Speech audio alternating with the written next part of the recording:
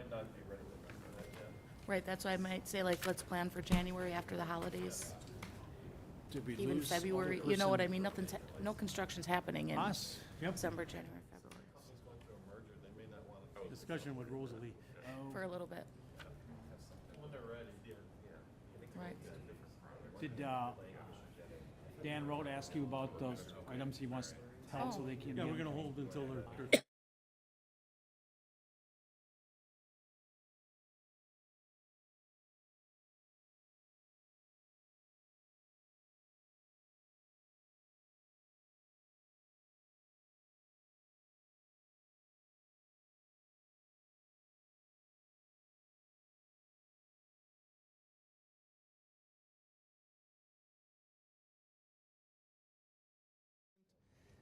Can I have a motion for approval of the October 17th minutes? So move. Second. All in favor, say aye. Aye. Opposed? The ayes have it. And item 28 is a resolution to provide text to 911 services. Second. We have a motion and a second. Chief Mitchell, you're here. Can you tell us just a little bit about this and how cool this is? Well, yeah. So, this is a follow-up of the, actually, I might as well come up here so Yeah, thank you. you can hear me. This is a follow-up of the Committee of the Whole presentation on the whole concept of receiving cellular 911 calls directly. As a part of that conversation, at least one member of the council inquired about text to 911. Our initial plan was to implement that in 2025 when we do a lot of other upgrades in the center. But in light of that inquiry, we started researching it. And the resolution that you have in front of you, because of the vacancies that we have in the police officer rank, we would seek to take money from the salary line to fund the upfront cost. So text to 911 is just as it would sound. Citizens will be able to text to 911 for help. We currently do not have that capability. So that's it in a nutshell. Thank you, Chief. Thank you. We have a motion and a second. Any Mr. further? Chair? Alderman Weigel. Question for the chief. So when I call 911 currently, I get a county dispatcher. You do, yes. So when I text 911, it will go to the county and they'll realize where we are, where my phone is, and then send it to West Dallas. Right now, yes. The county just started with text to 911. Okay. So yes, that's exactly the way it would go. Once we are the primary receiver, Yeah, once we it will switch come over, right it'll be into straight our in. center. And Yep. can you attach photos and video to that? That I do not know, but I would be surprised if you can. There's different technology that we looked at a few years ago where you can do that, but it would not likely be used that much. The technology we looked at, you can send a link to the 911 caller. They use that link, and you actually could live stream. But when you get into the weeds of it, let's say you're watching a violent crime, probably the last thing Yeah, we you're not going want- back to the phone. Yeah, You're going to is- 911, Yeah. and then you're going to put your phone in your pocket and either help Yep. or hide or run or Yeah. something. So we thought there would be limited application for it. Okay, thank you. Mr. Chair, so the long-term base, I mean, an idea, it's great, you know, Chief, that you propose. So it would be a cost factor which would be beneficial for the city, right? Yes, And more effective. yes, it'll provide a greater service. Yeah, to me, that's great. Any further discussion? All in favor, say aye. Aye. Opposed? The ayes have it. Is there anything else to properly come before the committee? Adjourn. Second. All in favor, say aye. Aye. Aye. All right, thank you. We are adjourned. Economic Development Committee is next, but we're going to wait for the members of the other committees to come down because they want to sit in on some of the discussions at the end. On all three items? Well, on the Alderman two Rote asked for Right, 30, Okay. 31, and 32. Okay, and Alderman Ranky did too. okay. So, could we go upstairs and watch their summons complaint process? Yeah. Okay, I so we'll- understand they're just reading it today. Oh, there's a reading it? Okay. That's Oh, yeah, I what- guess it that's would what be. Dan Yeah, told it would be a special, it's you know, it wouldn't be a just- recess meeting for that. Yeah. No. No, they're just gonna read the complaint. Admit or deny. Yeah. Okay, well, we can hang out here then. There wasn't else. Yeah. What do they have? 1, 2, 3, 4, 5, Recess, the 6, recess meeting. 7? Recess the recess.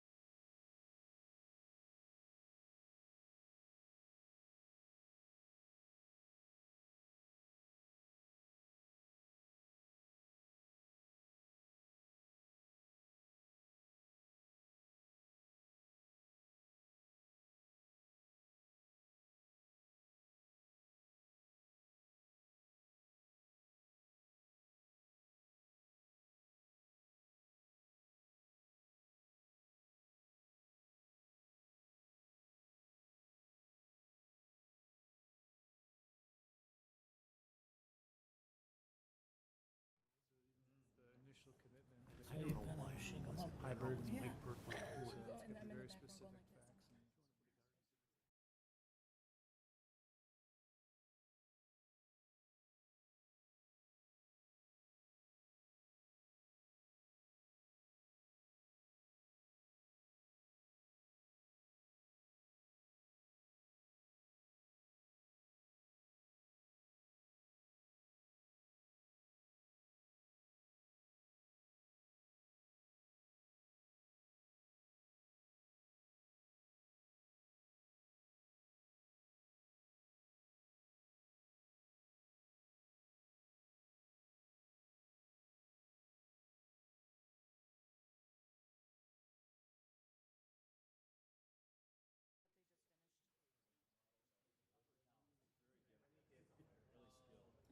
lot of classes here. Yeah, not very insulated. Yeah, I mean, it was like, you didn't even know it was happening.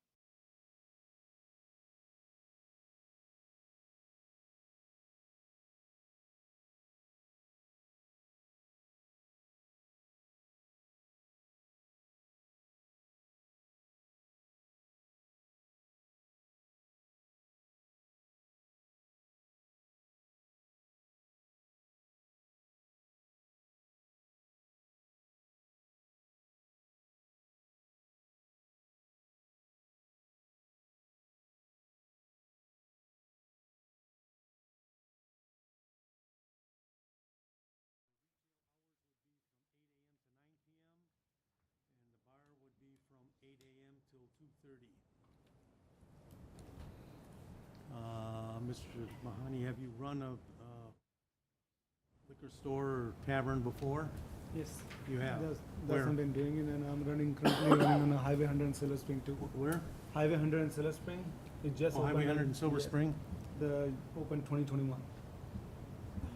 But I'm in this business since 2009. Before that, prior to this, I was in a gas station business since 1997. I believe everyone's been provided with, and I'm attorney Samantha Baker, I'm representing the applicant. I believe everyone's been provided with a copy of the business plan for both items 30 and 31, but if you haven't, we But do late have printed today. copies. Okay, if you would like printed copies, we do have it. It does have Mr. Manhani's experience as well. I would like one, please. Just pass them down. One of each. There's two copies. I got an For item email, 31. so you can. Tracy. But it was late today. There you go. So, Oh, you need if one of you would those, too. please explain the operation and what you intend to do there. And I might as well preface, this applicant is also applying for a license at 7235 West National. So the same question is gonna apply for both places, but we're gonna act on them separately because they're two separate licenses, okay? And there's a little difference between the both properties too. Yes, okay. So if you wanna explain, let's talk about the Highway 100 location first. So I'll start and then you can. So for the Highway 100 location, Mr. Manhani actually does have that property under contract. Could you use the microphone, please? The microphone doesn't amplify. It doesn't at all. amplify. Yeah, you won't hear, I'll speak up. But this is recorded and it'll be on YouTube, Okay. so do use the microphone, Okay, please. thank you. So for the Highway 100 property, Mr. Manhani does have that under contract currently, and we are set to close before year's end, conditioned upon approval of the license tonight. For that location, Mr. Manhani is envisioning something a little bit more than just your average liquor store. Right now, he's taken the current liquor store that he operates on Lovers Lane, North Lovers Lane, and created something that is a little bit different. It's akin to a Total Wine, but not Total Wine.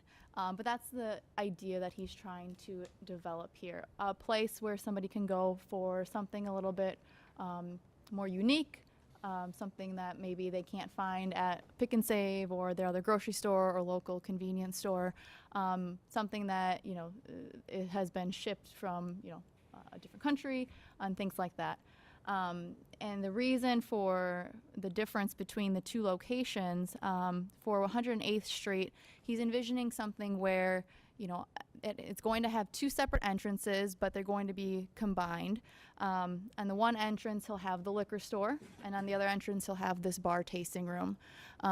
During hours where liquor and alcohol can be sold legally for off-premises consumption before 9 p.m., individuals will be able to, purchase for off-premise consumption, but they will also be able to go to the tasting room to do samples, and there'll be, I believe, beer taps and things of that nature, wine that they can have by the glass. So it would be something that, not necessarily a bar, but more of a place where people can go to, sample different wines and offerings that they also sell at the store. The location at 7235 West National Avenue will be similar, but it won't have that bar tasting room aspect. However, they are still going to offer tasting options that are a little bit more than what a Class A license would allow per law, and that's why there is a Class B application for that location as well. And I should mention that the National Avenue property has been purchased by Mr. Manhani. He closed in October of this year. Now, you indicate on 108th Street, it's going to be two separate entrances, and the bar is basically for tasting, but you're asking to be open till 2:30, so you're expecting walk-in traffic at the bar that's going to be not necessarily tasting liquor from the liquor store, but ordering drinks at the bar and Correct. it's a bar. That's correct. Mr. Manhani has some plans as it relates to that. He's working through that, and it's presented out in the business plan as well. He'd like to try to make that a members-only sort of club, but we're working through some of the logistics of how that might work. The idea is, I don't know if you're familiar with breweries or wine clubs, but the idea is that you would have to purchase a membership to be able to access that bar tasting room once the liquor store part is closed. More like a bourbon lounge, whiskey bourbon lounge, so that kind of things. And then during the store open, like liquor stores, like 8 to 9 o'clock. So 8 to 9 o'clock can be accessible both sides. Can we go to the lounge? It's going to be basically glass wall between the lounge and the liquor store all the way through. So the night time after 9 o'clock when the liquor store closed, so we can shut the door down. So this way, only access from the separate entrance from the lounge. So Mr. Chair, you have on here cigars. Do you plan just to sell cigars? Do you plan on allowing folks to smoke cigars? So we're gonna have cigar humidor, which one is in a liquor store side, cigar humidors. But I don't know the law if they allow. I know they're working on it, but it's not legalized yet. To be they can smoke the cigar in the bar, so it's not gonna be smoking in the bar. So we just changed that ordinance to not allow more than 10% of a, right? 10% of a square foot? Yes. So between cigarettes, vapes, and cigars, that will be less than 10%? Yes, it is 10% because if it's a room by because building is by itself is 10,000 square foot, and how far I remember the humidor gonna be about like maybe 12 by 12, maybe not even 1.2%, and the cigarette behind the counter maybe like couple shelves. So I don't think we're gonna reach 10%. If we under 10%. And the bar lounge side, what is the occupancy that you're looking to have there on that side, just for? Whatever the city gonna allow based on the square footage and the bathrooms and everything. So we're not looking for something huge capacity. We're looking for more like a members only kind of thing, you know. So is majority of the space gonna be taken up by the sale of alcohol or the consumption of it? Oh no, the sales of alcohol, because the lounge side is only about 26 by, I think it's about 1,200 to maybe 1,500 square foot out of the 10,000 square foot building. And then the one on 72nd, I noticed in some of the resolutions, it was looking to be a convenience store also? It's not necessarily a convenience store. From the licensing application, that's how it required us to classify it, given that he was going to be selling like some food items like nuts and cheeses and things like that. Okay. Mr. Chair. Go ahead, Marty. Mr. Chair, I have a couple questions. Actually, I wanted to start with the city attorney. The Class B versus the Class A license.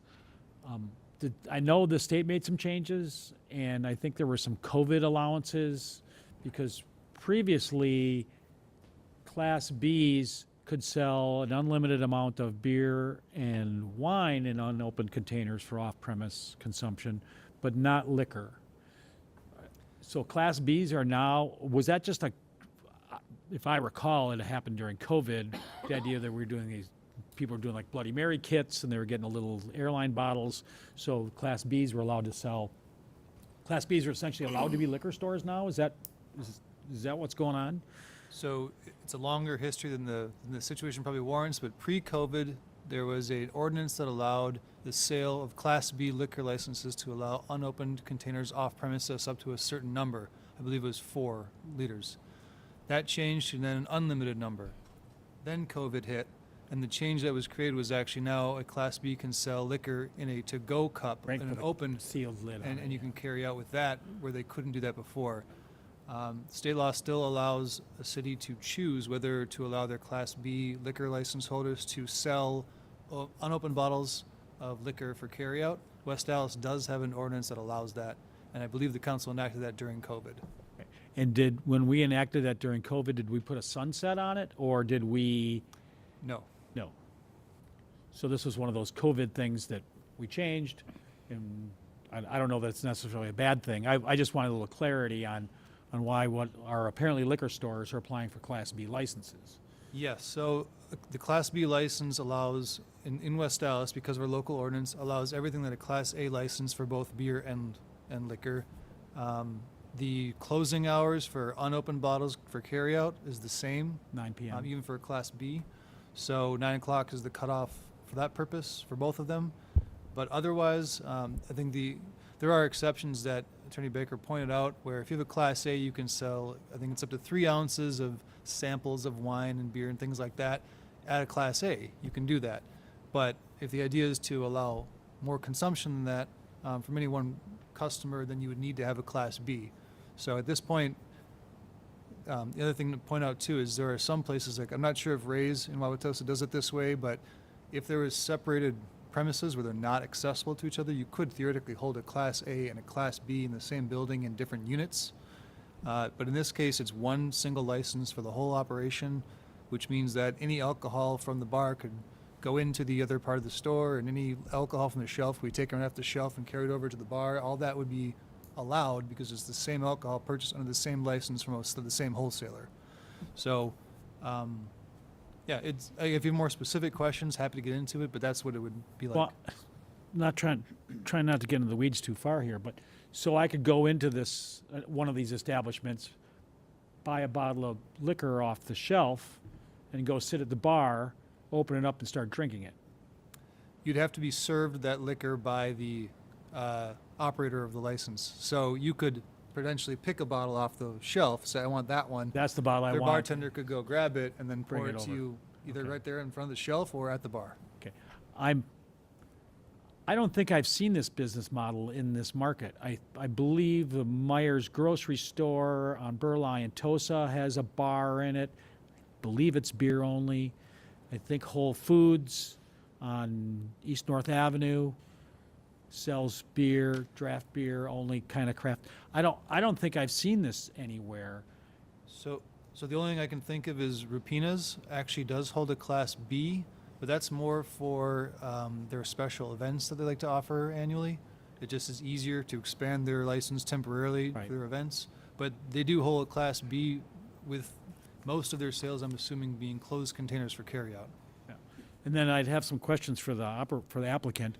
So I'm reading the business plan, you have cashiers and you have bartenders listed. So when the tavern side of it is open, or the tasting room side of it, I don't want to miss, there will be a dedicated bartender. That bartender's not the cashier. Yes, this is bartender. That'll be a separate person all the time. So there would always be at least 2 people working.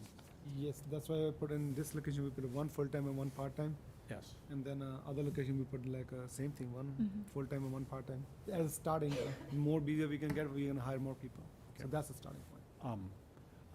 I was a little surprised. I think in my tenure on the council, we haven't seen any new liquor stores open up because we always are kind of close to a cap or whatever. And I was a little surprised that this does not require a public hearing. So the neighbors, and Highway 100 in Greenfield's a different neighborhood. You and I, we spoke on the phone about this. Is a different neighborhood than 73rd and National. I know there's going to be some neighbors in the neighborhood upset there that what is really a liquor store, you know, with a tavern capability, and the way you're describing it, it's not going to be, you know, a shot in a beer place. Imagine it'll be open for Packer games, right? You're going to be doing Packer, but I think if you're going to run your business the way you describe it here, I think people would be happy. But there's going to be some pushback from the neighbors about how could you let this happen without telling us or we like to get input from our residents and that people are affected. You know, the homeowner, there's across the alley, there's a house that somebody lives in and owns, you know, and there's going to be some concern about that. So, like I said, I was a little surprised that this does not require a public hearing. So. And I just want to clarify one more thing about the bar. The bar is actually why I'm doing the bar thing. If there's any bourbon, like people over here, you know, obviously I didn't know that there are limited or very rare bourbons out there. Which one the people buy and sell in a secondary market? Which one people goes around and whenever it comes out? That's illegal. That's illegal. So what we do, we don't sell that. That's why we have raffle system in our store. But I want to take it next one step further. So I like to sell the bottle to everybody can taste it. Not one person just take it and make money off it from the secondary market. So whatever the bar we can have, all the rare items. So like Peppy Van Winkle. Somebody want to try, they can come and take a shot of that. Not to sell the one bottle to one person. More people can enjoy that. Same like anything, like you can name it, any bourbon which one is highly allocated, any wine which is 100-point wine, 99-point wine, which one you only be getting 2 or 3 bottles a year, something like that. Only one person can have the bottle, more people can enjoy it. So that's more like idea to it. So rather be people coming to hey, offering the money, hey, can we give you $500 for this bottle? So they're gonna sell for $1,500 out there. We don't sell like that. We do raffles at the raffle to purchase at the liquor outlet. But over here, I'm trying to do something different. What are we getting? We should put it behind the bar so people can come in, then they can try. And then another question about your experience. So all of your experience is essentially an off-premise, either the gas station, convenience store model, or liquor store. No, we do have a bar too. We used to have the bar at the Wind Lake on the south side, and 20th and Wind Lake. Okay, that was just a straight-up bar, though. Yeah, just as tavern, Okay. and still tavern there. And then we have in the other state, my family, not me, involved in there, but I'm silent partner in there. That's in a quad graphic in Moline City, in Illinois. Okay, it's not silent anymore.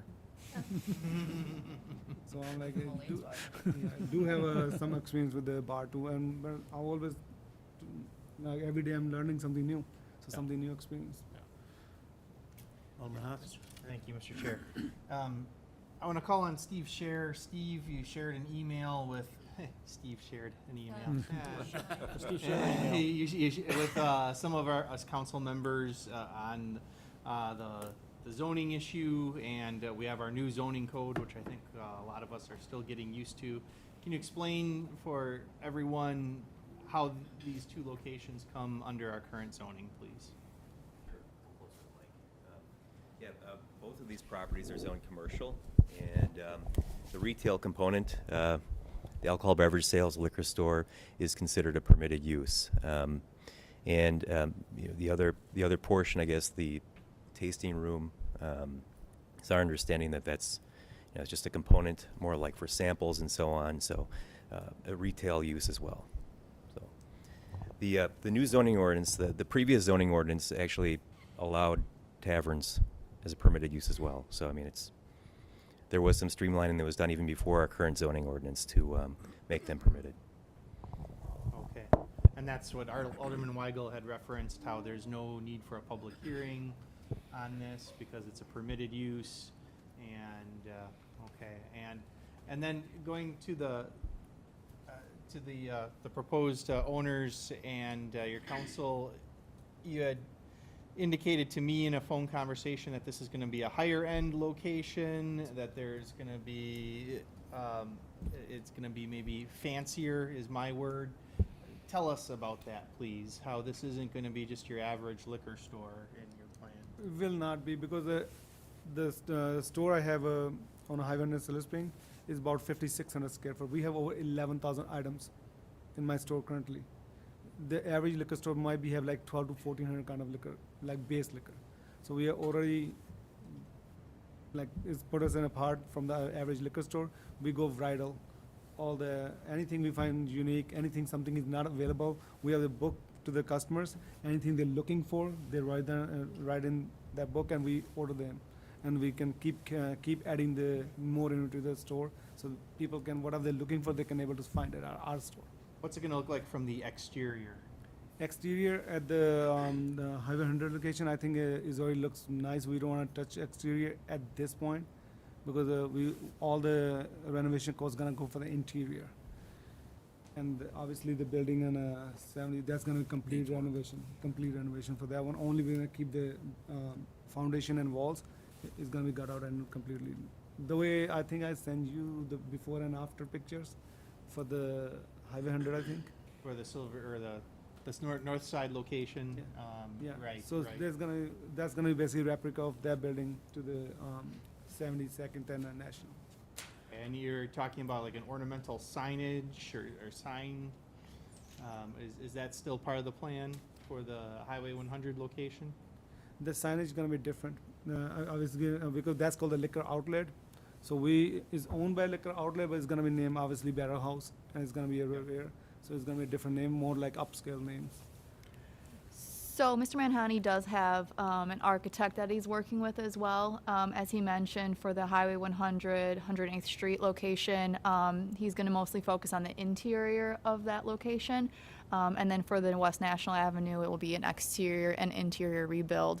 And so his architect is putting together some renderings right now. You know, this isn't going to be something flashy, you know, huge bright lights, especially with the National Avenue, given its proximities to some more residential areas. The goal is to have a very, you know, appealing curb appeal, but not something that's bright, flashy, and is going to detract or shine into neighbors' properties. It's gonna be a little bit decoration for the outside. We're gonna give a theme to the barrel house. Obviously, barrels might be where the car parking poles is gonna be barrels. on the rear. To the lighting of the side of the buildings, maybe have barrels. So we're gonna give a little look to the look like a barrel house, but nothing structure.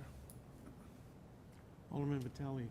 Yeah, I have some issue in reference of your business regarding the electronic vaping cigarettes, you know. I mean, some of the places we have in West Dallas, they do sell electronic cigarettes, but they sell other stuff. But they're not connected with any liquor at all. So as far as I know, there's one on Beloit Road, doesn't have no liquor to sell vaping cigarettes, because the way I look at it, you will attract in your establishment more younger people. Could be 18, 19, 20 years old. They come in with a guy who's 21 years old, and they still be able to acquire cigarettes. And maybe eventually, if the person on duty probably doesn't check for the ID, so it seems like you will bring more of the people under 21 years old in your establishment. You know, that's one thing. If it was just a vaping, different type of Don't you have to be operation, 21 now? but we're talking Yeah, you about have to be liquor 21 store. You got the taverns, and then you're selling cigarettes, vaping, you know, I mean, within your establishment. That's one thing I'm not really very happy about it, because what do? You will attract younger population within our city. But you have to Or be even 21 outside. now to Ye- purchase. yes. Yeah, that's why you have to be 21, but the fact is that you could attract somebody 19 years old, and the person Business plan on have duty that already. probably will not check for the ID. So that okay. happens It's many 2% places, one. you know? And that's why I'm concerned about it, really. In the business plan, we already mentioned that we don't attract younger crowd. That's why is 21 plus only store. Because it's cigarette and alcohol has to be sold to 21. Second thing, our POS system, which one we have, It's just like you go to Pick and Save. It doesn't matter you have 50 or 60 or 21. Before we start transaction, they ask for the ID. We have to scan the ID. So when we're scanning the ID, when the POS allow you to sell, if he's over 21, if he's under 21, POS not gonna let you allow at all to do any transaction with the person. Well, That's it. to be Mr. Chair? honest, I mean, I do understand that, but it could happen a lot of time, whoever is on duty not follow the steps by the state statute, I mean, they go. And just real quickly, if I may, on that subject, are you selling vape products and electronic cigarettes? I don't know about the electronics, what's the difference is, but there's a vapes, like what is The going on. cartridges, like vape cartridges, Not the refill ones, the disposable ones. disposable. Not the, I'm like, but under the same license, you can sell whatever you Okay. wanna sell, but we have so far only the, very little, maybe 1% of the total sale, maybe 0.5% of the sale. And it's not going to be something that's heavily advertised. I mean, there won't be like signage in the windows or anything like that advertising vape or electronic cigarettes or anything like that. Even my other location, we don't do that. It's intended to be Convenient for a the liquor store, Yes. predominantly. Mr. Chair? Okay. I appreciate you coming in. It helped shed some light on this for me. I think it's a new concept. I'm not the alder for either one of the districts, but I do think Highway 100 is more of a fit than 72nd Street, and just due to the amount of bars that's already on National, which I believe in a 3-block radius, there's 1, 2, 3, 4, 5, 6 approximately. Highway 100, I know there's Kips, there's Festival Foods, there's Aries, Brass Monkey, and then you're going into New Berlin. So I feel that might be a little bit, since it's somewhat on the retail side, on top of a bar, I feel like Highway 100 would be a better fit for it. But that's just my 2 cents. I applaud you for trying something different. And Sorry. I think we should give it a shot, especially on the Highway 100 location. Which one, the National Avenue, that's not we asking for, not till 2:30, this is only 8 to 9, regular hours. So that won't be till 2:30 No, a.m.? no, it's not. No, the national one will only be until 9 o'clock, and that one is a true liquor store. While it will have a bar in it, and we still are asking for the Class B, that's again more like what Mr. Manhani was talking about, where he might have bottles of wine that are very rare that people can buy by the glass, or bourbons that they can buy by ounce, 2 ounces. But that will close at 9 o'clock. It's more of the bar is more of a guidance for people to try things before maybe they want to buy a whole bottle. Any other comments or questions? Mr. Chair? Alderperson Ranky? Question for Kale. Why do we need a tavern license to give out samples? The quantity of samples that the applicants want to hand out exceeds what's allowed under a Class A license. So a Class A license allows very small samples, a limited number per day per customer, and the idea would be that they don't want to be limited by what the Class A license currently limits. Is there a tavern license to give out samples? Pardon? Stores don't ask for a tavern license, and they give out samples. Correct. And if you have a Class A, you are allowed to hand out samples, but they're just smaller quantities. And you're limited by the number you can hand out per day. So if you go to a Class A where they're handing out samples, if you ask for a third sample, they should decline that. Whereas a Class B, they would be allowed to serve you that third sample. I see. Thank you. Business pan, was very thorough. Very well done, I have to say. However, I didn't see a diagram. Don't we ask for a diagram of the building?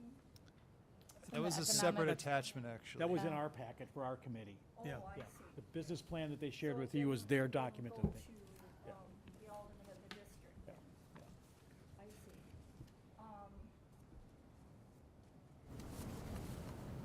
There's several businesses that sell liquor. There's several businesses that sell wine. Gas stations are there. Taverns are there in Approve those the gas area, station ones, obviously. Speedway around Festival there. Foods, the stores are selling liquor as well. Do we need another liquor store? That's up to basically our council. as far as I'm concerned, I think we have an overabundance of liquor stores. You say that yours is going to be a kind of a upscale liquor store, but still it's gonna be a liquor store. And it's gonna be also selling cigarettes and baking products, already Itali has alluded to.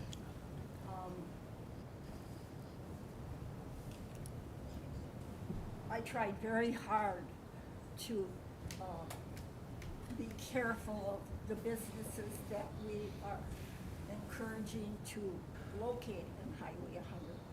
We have a vision that we want to change some of Highway 100. I don't know if a liquor store is what we're looking for in that area. Upscale, it sounds very, very interesting, a new concept, promising. However, do we need another liquor store? That, for our image, liquor stores in other communities aren't the greatest image. So it depends on how you are going to present this liquor store, I would say. It has a lot of windows. Are you covering the windows with advertisements? What is the No. plan We- that you have? That's one thing we are, any liquor store I run, I never advertisement in the windows, no any LED signs, no any liquor name, like liquor sign, like flashing signs people do all the time, like a Miller Lite for that much, MGD, we don't do nothing like that. So we keeping very simple, very clean building. You will not see any window signs for like any attracting people to come in for that, not that kind of purpose. What we put is, and apart from the other liquor store, like you say, festival food, right, Cross Street, obviously they are big, but they don't do the store barrel picks. So that's something unique, something myself, I go to Mexico to do the barrel pick for the special tequilas. So this is something different than and we go to the Kentucky to do the barrel pick for the bourbons. So that's called a store picks. Something put us apart from the other liquor stores, something you will not find from other stores. So we going after unique items. We going out of this fine wine, which one is a 99 point or 100 points wine. Usually you're gonna see like 89, 90, 92, but you will not find 95 to 96 or 99. In my store, we have wines which one is 100 points. Which one we hardly can get like maybe 4 to 6 bottles a year. As a store, we can order like a truckload, or we can order like 10 cases. That's something they're limited. They only can give you 3 bottles. They can give you 4 bottles, that kind of stuff. So something put us apart from the other stores. Something rare. Mr. Chair, Councilman Weigel. back to It's seven. for the image of what's obviously. Image will be very clear. I'm like, there's nothing to the windows. You will not have. I'm like, I've been doing for more than liquor store business alone since 2009. So about 14 years. City of Milwaukee, not even one complaint, and never have to go for another common council to get my license. My license comes in the mail. Not even one complaint in city for cleaning. Not parking lot is not clean or anything like that. There's never have no any complaint record. I mean, you guys can open my record to the city of Milwaukee too. And there's never been complaint the way we run our business. I mean, there will not be a complaint. Thank you. Mr. Councilman Chair. Weigel. I understand on the National Avenue, you're buying the house next door? We did already. You bought the house next door and you're gonna tear it down to Turn the add that parking parking lot in? Parking lot. And how many parking spaces? That gonna be depend on the architect to Okay. how many parking. I think we're looking for like 25 plus parking spots. I'm not a fan of tearing down homes for parking lots, just so you know. That's okay, Marty, this would be an improvement. And then I lived on that corner for 9 years. It wasn't terrible. house which we purchased is not that. No, it wasn't. I know that little one set way back. It's not a great house. One- I understand. I know that. one That little bedroom one house. set way back. Yeah. Yeah. So it's just giving some. So the neighbors don't have no problem. So when they say, "Oh, this liquor store open," now they're taking our parking to be parked. The street parking. Street parking. Yeah. So we just Yeah. want to have our own parking. So we don't. I just don't know if everybody on the committee knew that you bought the house already. I knew you were talking about it, but you bought it and you're We bought the gonna, there's a parcel parking lot. together, the house and the commercial property together. So we already have planned for it to have our own parking lot. Mr. Chair? Oh, are you finished? I'm done. Alderwoman Grisham. I just want to say, as a business owner on National Avenue, I will be your neighbor. I own a salon on 71st and National. And I know Alderwoman Keene had mentioned how many bars are in that area. I view that area more as an entertainment hub as of late, especially with the new businesses, especially with the new development. I can see in my own business, it's escalated quite a bit with a lot of new people in the area. I like your business model. I think it will cater to something that we don't see in that area, or really have seen in the city. I would encourage more of the tastings versus the liquor store idea on the avenue, on National Avenue, to be quite honest with you. And that's just coming from the fact that I think rather than looking in these businesses that are bars competing with one another, they complement one another, because it's more of an area where it's more vibrant and walkable, and people are going to want to experience these different businesses. So I don't think it's the run-of-the-mill, you're going to have, Thursday karaoke night. I know I can see what you're looking at for your vision. So I would be very supportive of that, always keeping in mind neighbors and whatnot. But Marty, I think with the houses, there's a few that need to come down, so I think that's a really great investment. I'm just being honest. So that's all. I just wanted to make a statement more than anything. Okay, let's take these one at a time. Item 30, which is the 108th Street location. Motion to approve. Second. It's been moved and seconded for approval. Any further discussion? All in favor? Aye. Opposed? Carried. And we'll move on to the 72nd Street location, item 31. Motion to approve. You want to limit the hours to 9 o'clock, 9 p.m.? What's stated in the applicant? I want to make sure. Yep. 9 p.m. 9 p.m. closing. Second. Okay, it's been moved and seconded. The applicant asserted that there would be no window signage. Did we get that in writing? Sure. Well, we can make it part of the application here. Mr. Chair? Yes. Just, one was already approved, this one's now being considered. I would just add that if you are going to impose any conditions, make it clear within the motion that the business is to be operated consistent in the manner presented within the business plan. If you do that, then any changes would have to come back before the council. So, Okay. now, when you say business plan, do you mean that this document that he shared with us today? The plan, as well as the layout, all the details presented to the I understand council. The application has a plan that everybody has. Yep. This that he shared with us today is above and beyond what's typically in our, and I don't think it said no window signage in the plan. I don't think that made it into the plan, right? Because that's, when, we have a lot of stores, liquor stores, tend to be the ones that stretch the limits on what we allow for signage.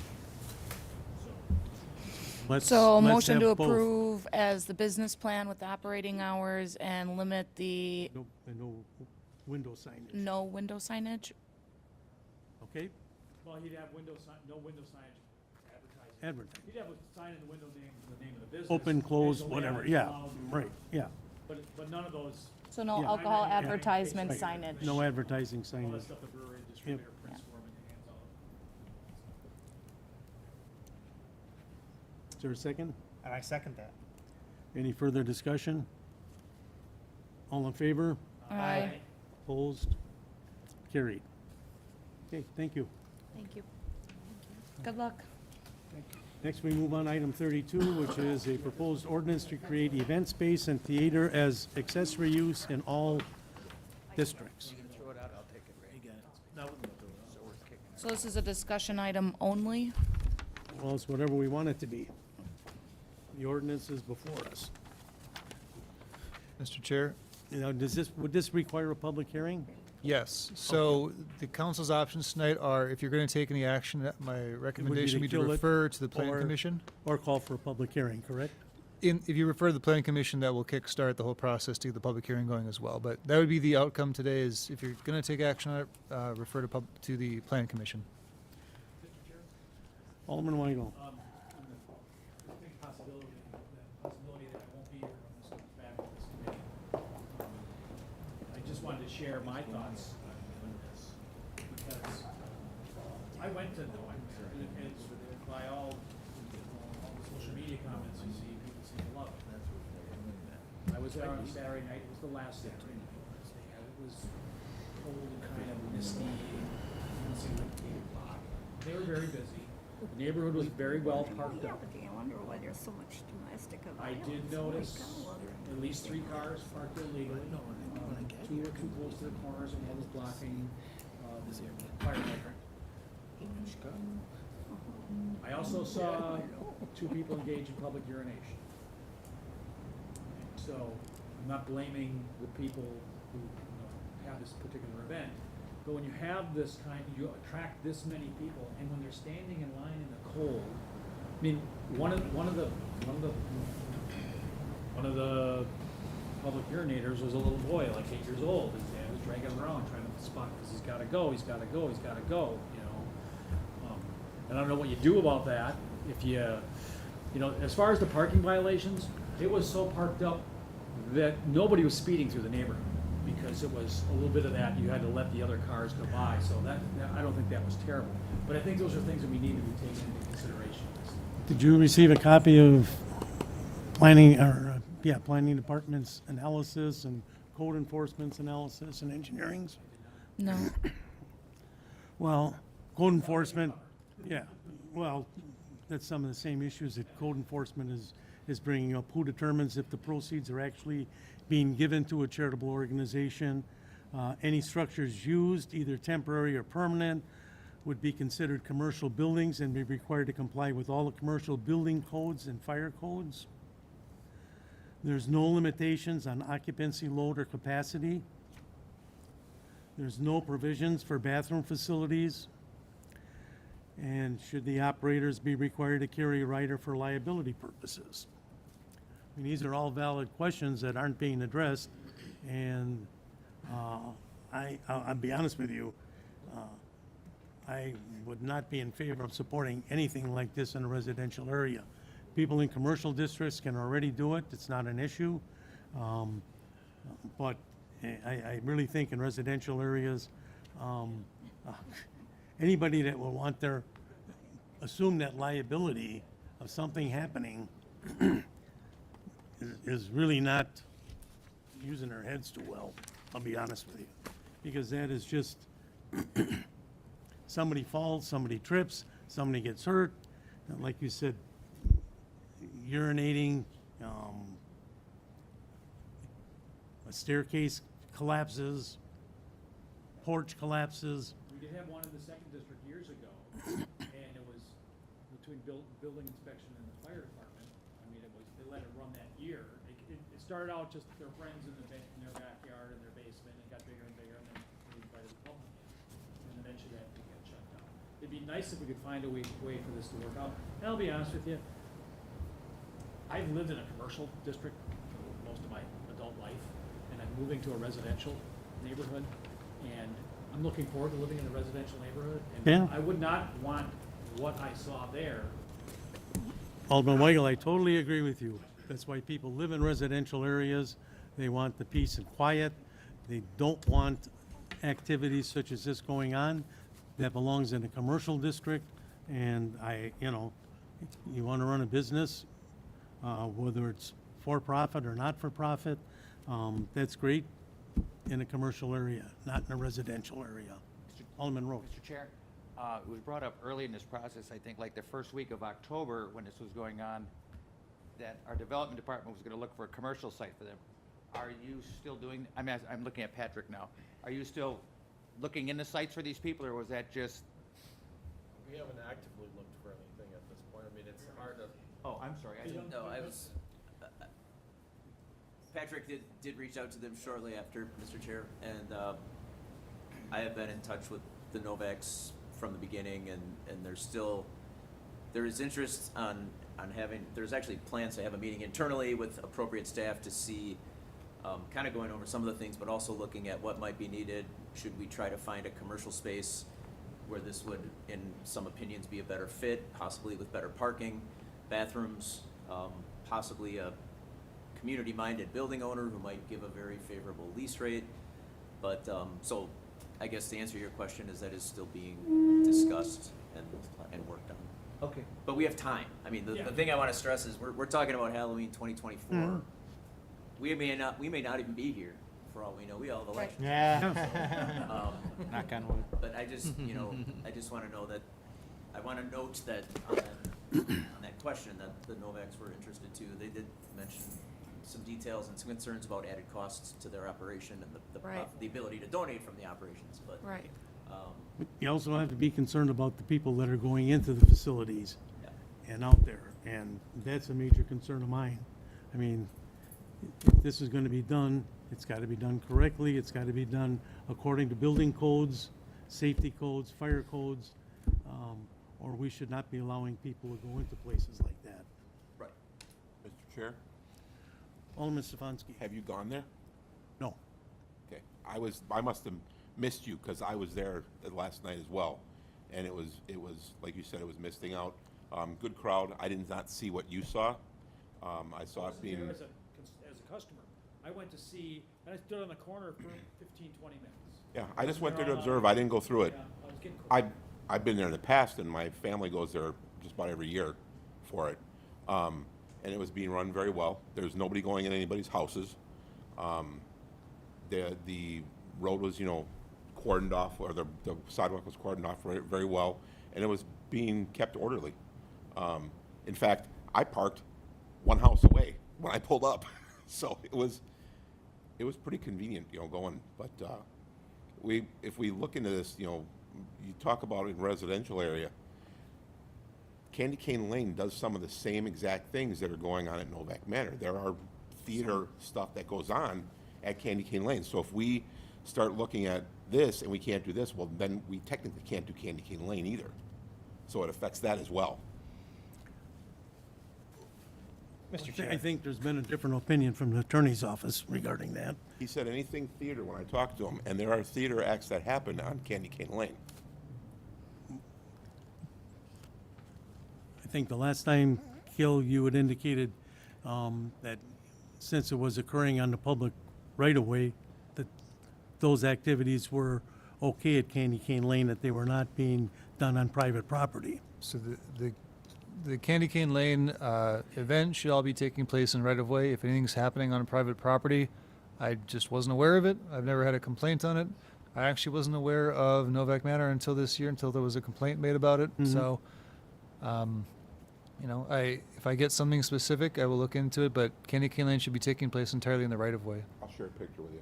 It's Santa and Mrs. Santa on a driveway, in their driveway, with chairs, and people are coming up and taking pictures with them. Yeah, Oh, so we shouldn't be the doing that. recommendation should be that if someone wants to take pictures with things during Candy Cane Lane, they should move the display closer to On the the right-of-way sidewalk, so people yep. can stand on the sidewalk and take pictures. Which, a Halloween operation could do the same thing. If it's a decoration thing where people just come by on the sidewalk to see decorations, nothing wrong with that. That's just part of life, so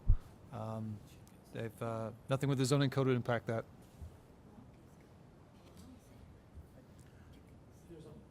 Member of the audience. Ms. Novak. Can I just ask a question? Sure.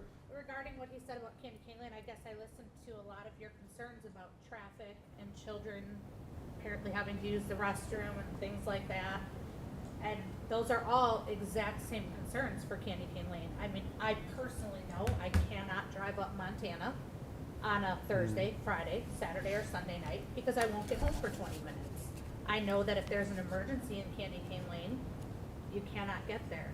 I also know, like what he said, there is Mr. and Mrs. Claus in yards. I have pictures of council members and city officials in people's yards. So I guess to me, a lot of the concerns are the same. So how do we address those same concerns about traffic, people, things like that for Candy Cane Lane? I think the concerns are more that folks are walking through the property, whereas Candy Cane Lane, it was just stated, they shouldn't be going on people's property to take be on the pictures. sidewalk. So, They are. well, and that's what part of this is gonna rectify. So now if they are, call it in. Yeah, call it in. Make sure to do that because what is good for one should be good for all. I guess I agree, but then I shouldn't have pictures of city officials in But then yards during why are Candy. we getting such pushback for one when everyone is, ooh, Candy Cane Lane, 125,000 people. We saw 15,000 people, and we're just this tiny little house. Right. You have this Because Well, this- majority are driving. This is a committee Right. meeting, this isn't a time Right. for back and forth. Is there any other questions or comments regarding this? You're gonna send it to the plan commission then? Oh, I would recommend we place it on file. okay. Is there a motion to place it on file? Second? All in favor? Aye. Opposed? No. Carried. Thank you. Anything else come before the committee? Second. All in favor? Aye. Opposed? Carried.